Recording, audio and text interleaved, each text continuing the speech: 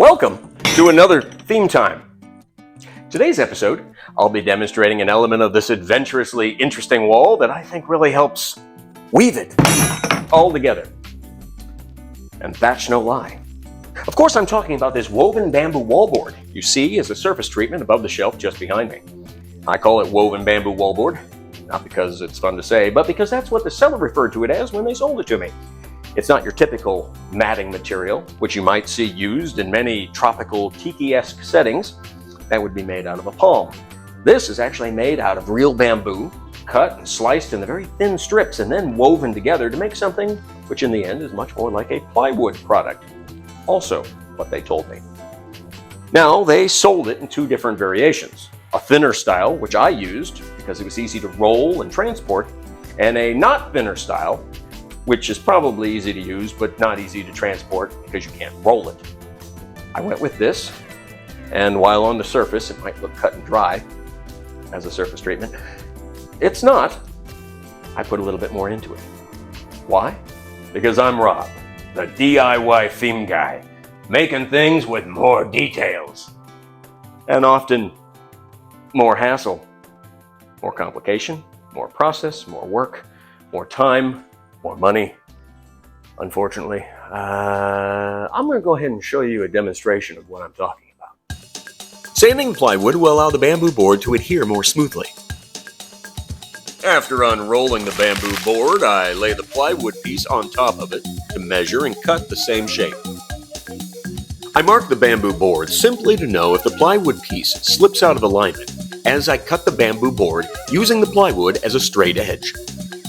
Before I begin cutting the bamboo, I give that knife a little extra sharpening. And then make multiple passes for the final cut.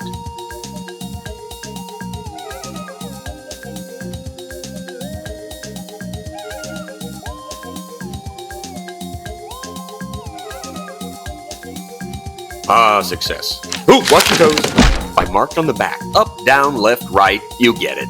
I give the bamboo board a light sanding with a fine grit paper. I do this only because I intend to paint and stain the bamboo board, but it does have a slight coating that might prevent it from adhering well if I don't. Now that we got the pieces of wood cut to the proper size to fit on top of the wall, it's time to get them installed. Now, you might have been wondering this whole time, why using wood on the wall in the first place? Isn't that just more time consuming and costly? Well, answer's simple. I know right now that I want to hang stuff on top of the bamboo matting once I get it all installed. And behind this piece of basic drywall and average paint is cinder block construction. Yeah, I was pretty surprised when I found out. So I'm putting this plywood up in order to have something to screw into. Now, if you had a basic wall and you only want to hang something every 16 inches on center, you could probably skip this step, but you'd still have to worry about finding a stud in the wall, which could be pretty complicated, even if there is a construction stud on the outside of the wall.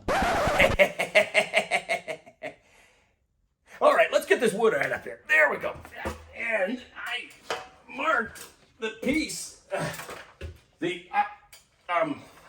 Somewhere on here I marked it. There it is, right there, bottom, and that would be the front, I think. So let me go ahead and get this put up here, and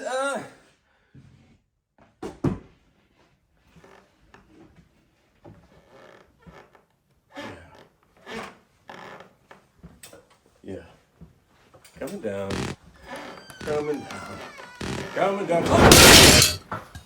And okay, coming back up the right way. Yeah, so just need to line that up a little bit more now. Basically, it's going to be easy in this area because it goes up against the wall.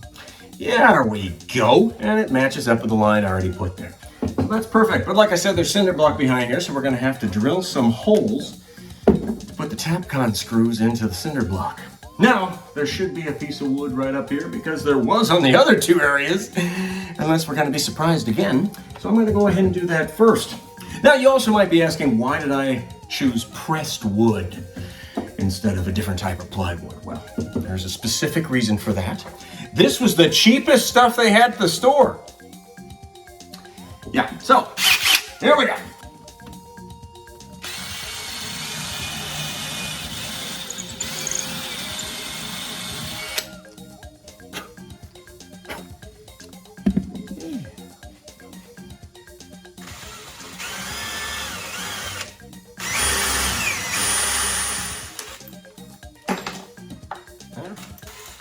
Go ahead.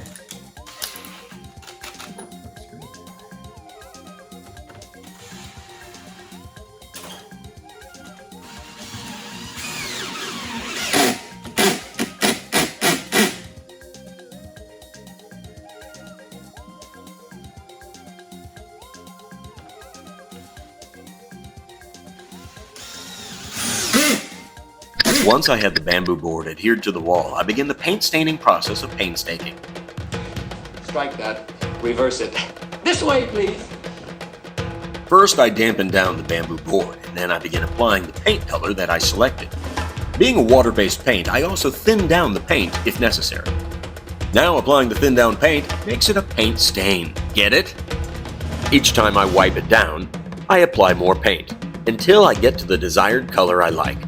After employing a variety of colors to stain the bamboo board, I use an aerosol adhesive to apply it to the wall.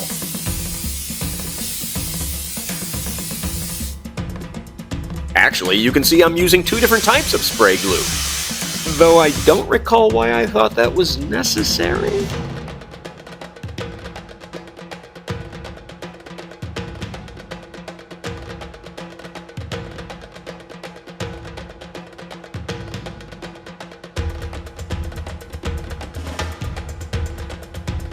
Once the bamboo board was adhered to the plywood, I decided to paint it a little bit more with a heavier application. Smearing, blending, dry brushing. Basically because it didn't quite get to what I wanted it to look like with just the staining technique.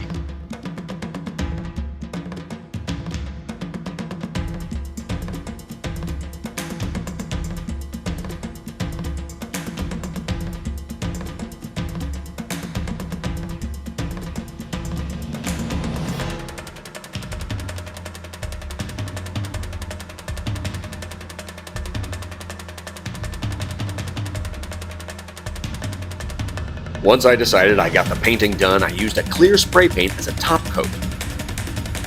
Although I couldn't find that footage. I think I was painting so fast I created friction, which ignited the fumes! That clear coat of spray paint was required to keep the acrylic water-based paint from running, smearing, smudging, dripping, doing anything I didn't want to do when I applied the final wash of color over everything.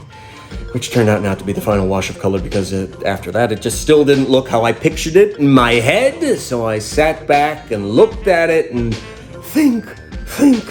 And I finally came up with an idea, a solution that I hoped would work. I used a darker oil-based wood stain over the top of all of it. And that stain seeped into all the nooks, crannies, cracks, crevices, and brought out the three-dimensional texture of that bamboo wallboard I had somewhat lost with the acrylic paint. But the paint was necessary to get it to the color that I have it at from its natural state. And that stain just helped bring out all the texture. After that was all done, I put a polyurethane coat over it, just like I did with all the rest of the wood treatment. And I can say I'm very happy with the results. It's a variation on the average Tiki thatch wall with a rich color and slightly animated appearance. Of course, take all this however you will. If you do this project, you don't have to paint the bamboo. Leave the bamboo wallboard raw. Try saying that 3 times fast. Don't use the plywood.